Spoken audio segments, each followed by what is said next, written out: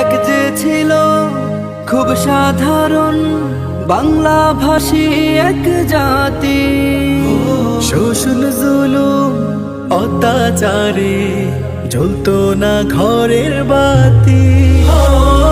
এক যে ছিল খুব সাধারণ বাংলা ভাষী এক জাতি, শোষণ জুলুম অত্যাচারে জ্বলতো না ঘরের বাতি। হায়দারি দল খাবলে খেত, হায়দারি দল খাবলে খেত বাংলা মায়েরই রতন। ব্যাকুল করেছে মন, ব্যাকুল করেছে মন। আরো কত বর্বরতা 25শে মার্চের ওই রাতে।